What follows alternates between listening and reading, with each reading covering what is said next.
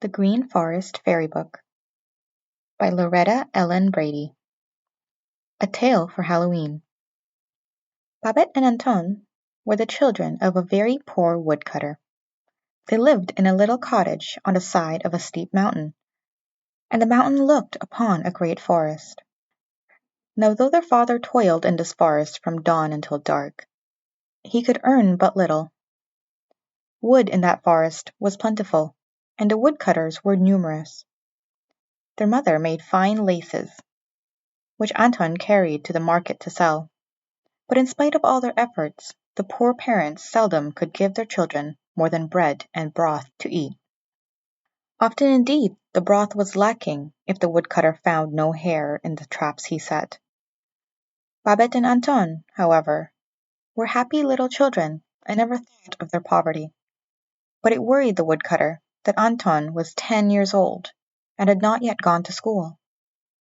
Anton's mother taught him to read and write, that the other boys and girls would not be too far beyond him, and Anton studied his lessons diligently. Often as he sat doing his sums on the hearthstone, with a bit of coal for a pencil, his mother would sigh sadly. Anton did not like his mother to be sad, and so he always laughed to cheer her. "Never fear, mother," he would say. "Soon I shall send myself to school.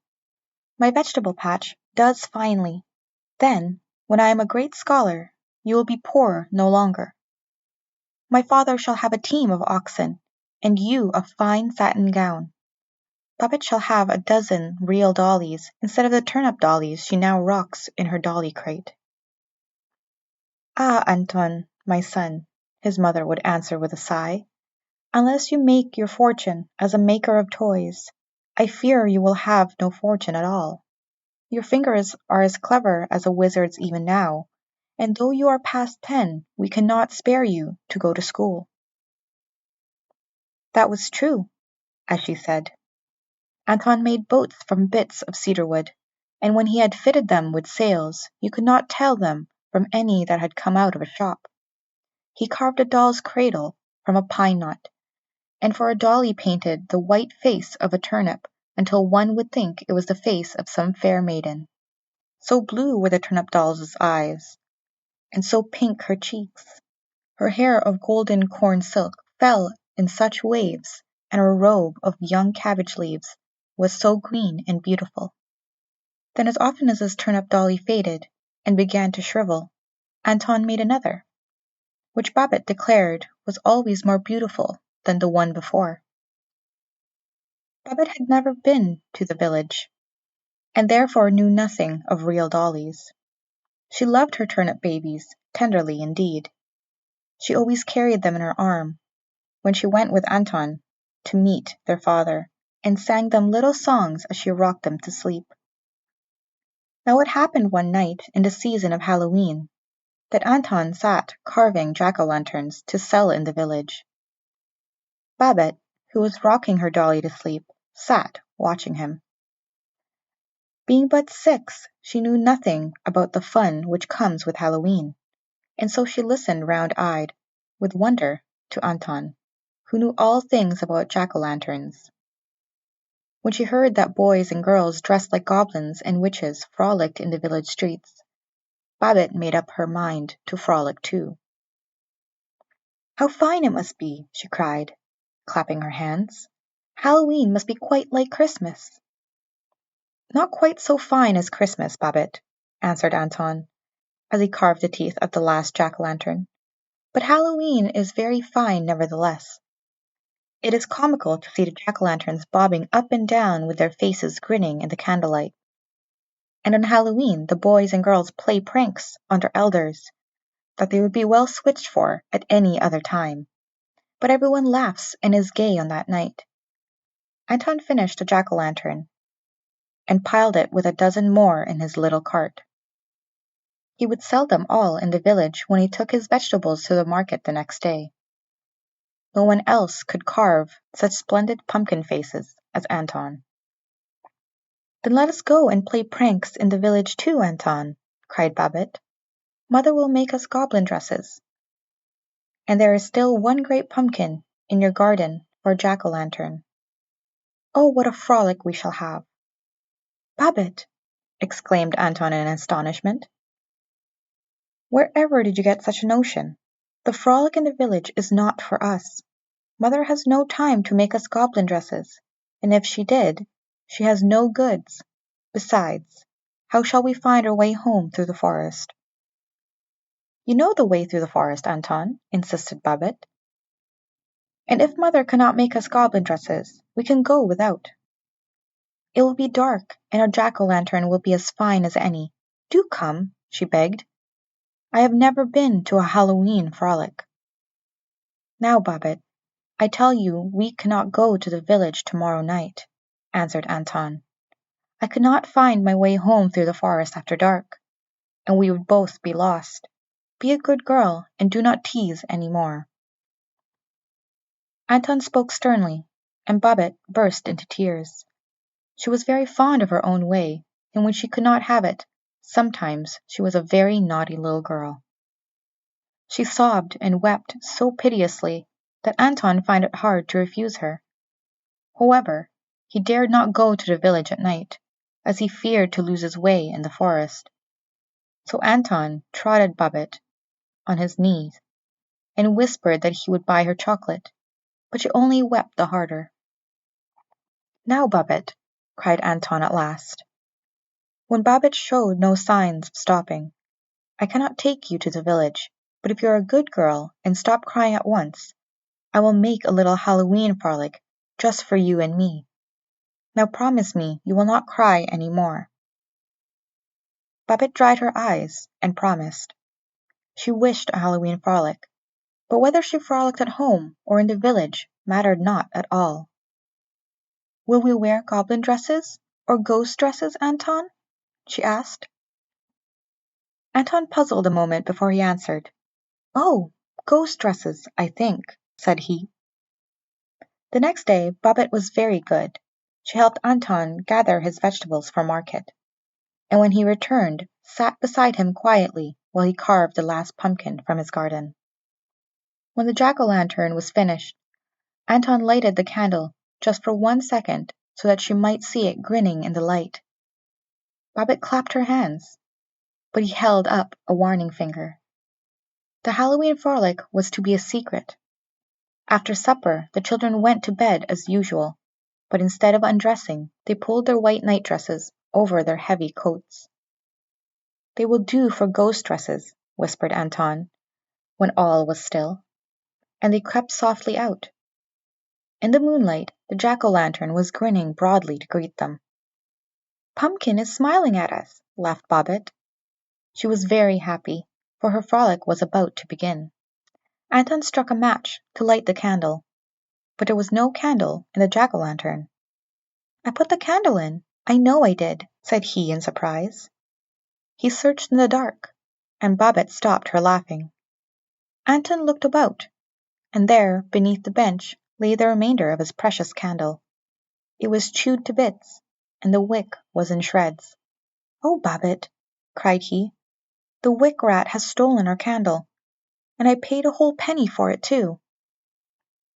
"Oh, the bad rats!" cried Babette, bursting into tears. She stamped her foot and set the jack-o'-lantern rolling off the bench. It struck the earth with a bump and dented its nose a trifle. "Now, Babette, what a baby you are! See what you have done!" cried Anton. He stooped to pick up the pumpkin, but the pumpkin was too quick for him. "Oh, no, you don't," laughed Pumpkin, in a thick, throaty sort of voice. "Babette smashed my nose a little, but that's no matter on Halloween night. Good-bye, boys and girls," he called airily and rolled swiftly down the hill. "You come back here, you're my pumpkin," cried Anton, and started after the runaway. Babette followed, weeping and crying aloud. "Oh, my Halloween frolic! Oh, my Halloween frolic!" she mourned. "Now we have no jack-o'-lantern, and no candle either." "But just you wait until he rolls down into the vegetable garden," shouted Anton, as he chased the swiftly rolling pumpkin. "He'll have to stop at the hedge." He took his sister's hand, that she might run faster. Pumpkin rolled along just in front of them, but always just out of their reach. When he reached the hedge, he gave a great leap and landed directly in the vegetable patch. "Come on, you turnips! Come on, you carrots!" called Pumpkin as he rolled along. At his words, the carrots and turnips tore themselves from their beds and followed after him, shouting, "Come on! Come on!" called Pumpkin. And parsnips and beets followed the carrots and turnips. "Look at Anton following us!" yelled Pumpkin, and all his vegetable followers turned and laughed in derision. "Ordinary nights you may be Master Anton," cried they, "but not on Halloween. This is our night." "Well, you wait until I catch you, and then see how hard you'll laugh," called Anton angrily. To see his vegetable patch laid waste made him furious. "But you'll wait until you catch us before you punish us, won't you, Anton?" they answered mockingly. "Oh, it's Halloween! It's Halloween!" sang Pumpkin, turning handsprings as he rolled along. And the rest of the vegetables did cartwheels as they went careering after him. They looked like a dozen market stalls upset on the hillside, and poor Anton nearly wept when he thought of his loss. He followed them with determination. Anton was not a lad to give up easily. Follow me," sang Pumpkin, as he led the way to a tiny door that opened beneath the forest. Turnips and carrots squeezed through, and Anton, fearing to be left behind, caught up Bobbit and ran faster. Just as he reached the little door, a rough potato tried to slam it in his face, but Anton was too quick for him. He ran through and climbed down the hole into the underground forest. There he continued the chase, but the ground here was springy and elastic, and with each step Anton began to gain on the vegetables.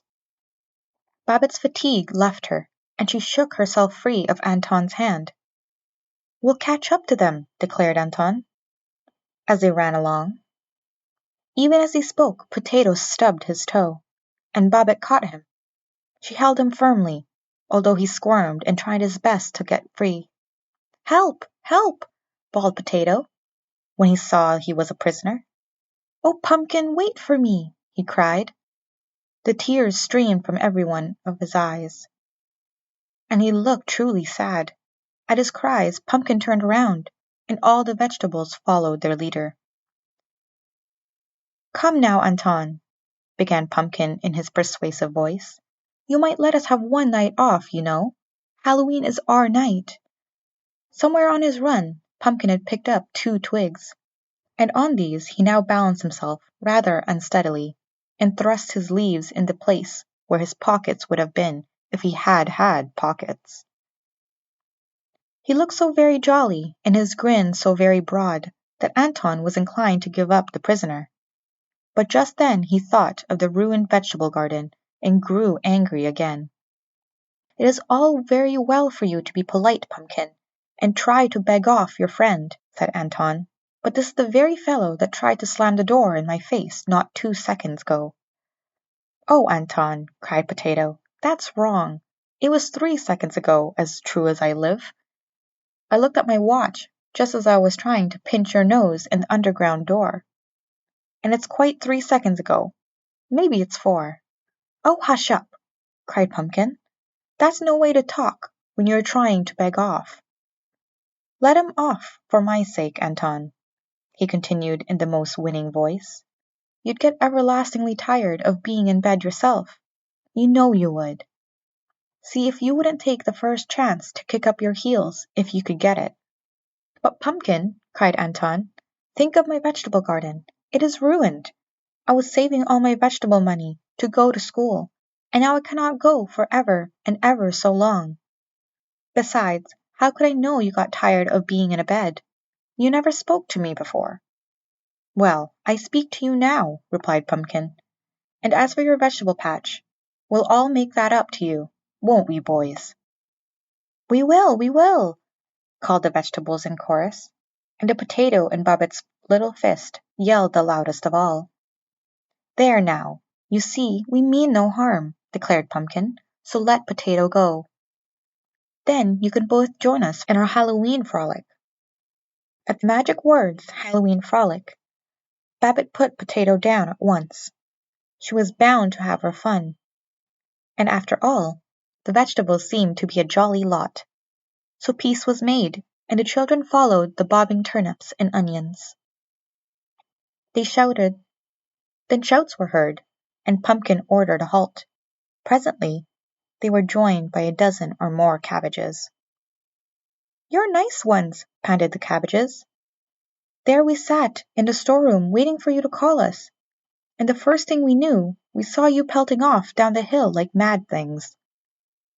"My gracious," said a very stout cabbage, who was terribly out of breath.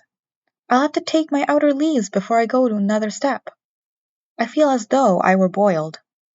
Anton recognized the cabbages at once. "You are Father Minutte's cabbages, are you not?" he inquired politely as they marched along. "Why, if it isn't little Anton, the woodcutter's son!" exclaimed the very stout cabbage. "Yes, we come from Minutte's farm. Mother Minute saved us for pickle, but we fooled her and slipped out of the storeroom when she was not looking. Oh, we cabbages are not so green as we look." The cabbages all laughed, and Anton was surprised to find that he laughed too. As they went marching on, Pumpkin sang and danced in the lead. The onions and carrots echoed his hearty songs.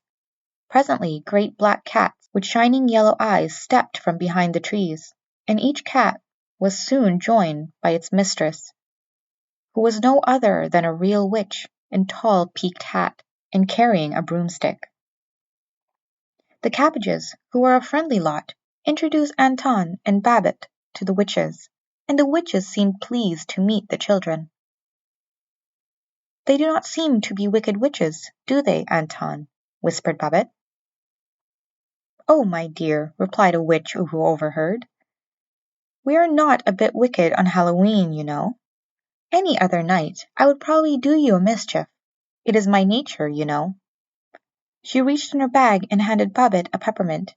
Babbitt, who was very fond of peppermint, ate it up with all haste. "You shouldn't do that, my dear," reproved the witch. "It is seldom witches give peppermint, and when they do, the peppermint should be treasured. Here is another to keep for your pocket, and then you will never be without a peppermint when you want one." And she handed Babbitt another. Babbitt curtsied so prettily that the witch was charmed, and took her to ride on her broomstick. It was the gayest company one ever could imagine as they marched along. Every vegetable was singing a different Halloween song in a different key, and they all had voices that sang out of tune by nature. Babbitt, her little white nightdress flying in the breeze, was riding on the witch's broomstick and singing loudly as the rest. When they reached the dancing floor, it was lighted with millions and millions of glowworms, and an orchestra of 10,000 frogs hummed lively tunes in their throats. Pumpkin seized a handful of glowworms and put them in his head. Then, with his features all aglow, he cried out, "Ready for the dance!" Instead of taking partners, the vegetables just plunged on the floor and began to jump about like mad.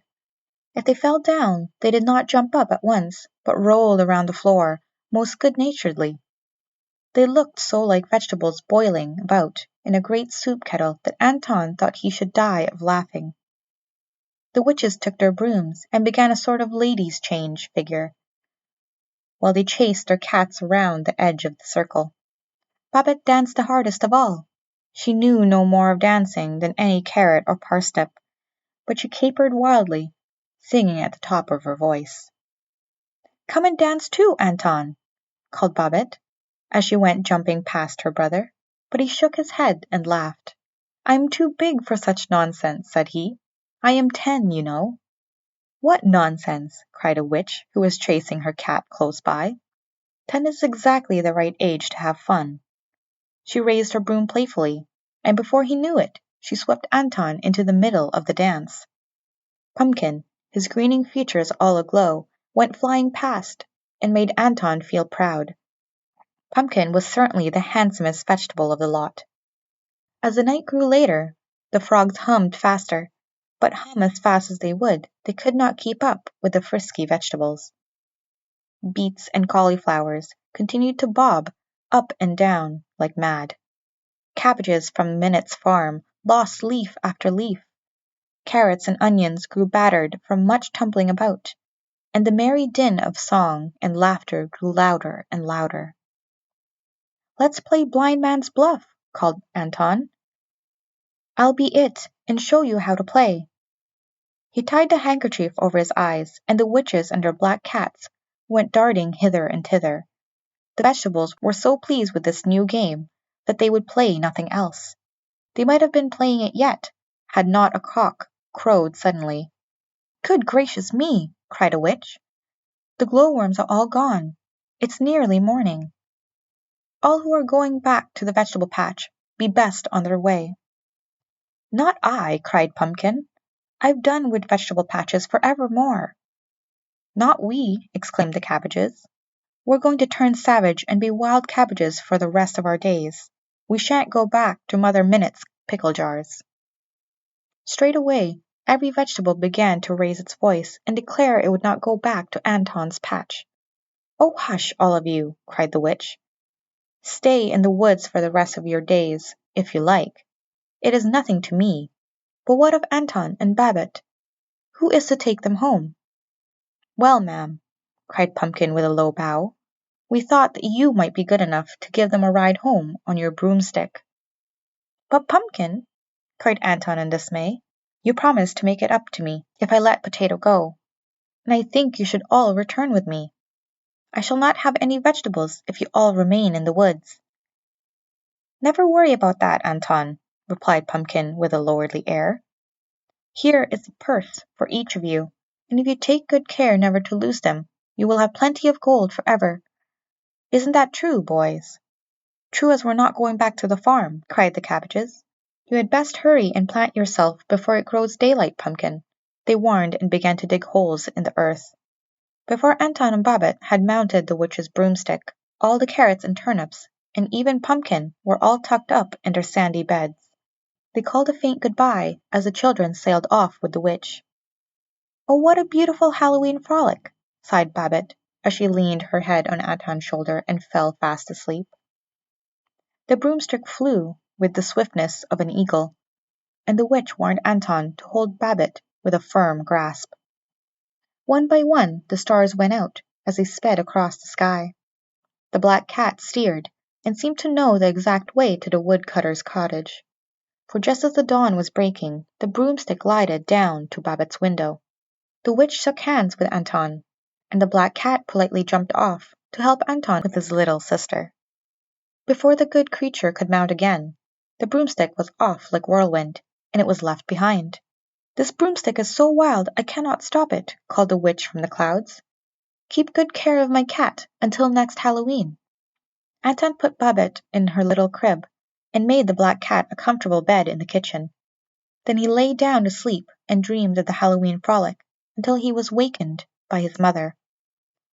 "Come, Anton," she cried, "I have good news for you. Only look from the window and see the great black cat without a single white hair that sits washing his face in the sun. Such a cat coming to us on Halloween will surely bring us good luck. But come, my child, get up, for the sun is high, and it is time for you to dig your vegetables for market." "My vegetables have gone wild in the forest," muttered Anton. "But it is no matter, for here is a bag of gold which they gave me. The cat is the black cat of the witch who brought us home on her broomstick. So let me sleep, mother, for I am weary of dancing at the Halloween frolic." He closed his eyes and slept again, while his mother examined the leather bag. "Anton, my son," she screamed, "here is gold yellow as a pumpkin. Where have you been to gather such wealth?" She shook him and gave him no peace until he waked fully and told the story.